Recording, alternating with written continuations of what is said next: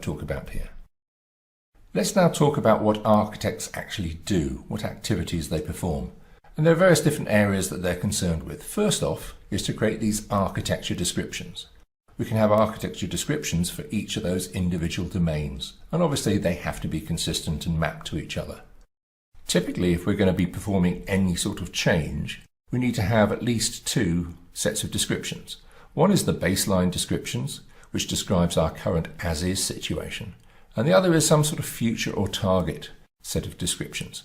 And these typically represent the strategic vision of the organisation or enterprise, where they want to be in 3 to 5 years' time.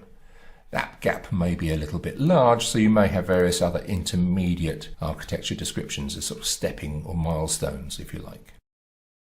With our baseline, intermediate and target domains, we can now start to compare them to see where the gaps are, the differences, what needs to change in these architectures to enable the organisation to move forward.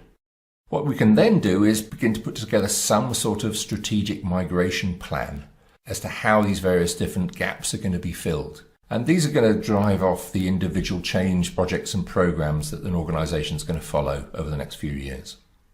Enterprise architecture is then not actually about doing the changes or performing the changes, but about overseeing those changes. It does this by defining various architecture principles and the standards, etc., that need to be followed by the various program and project teams.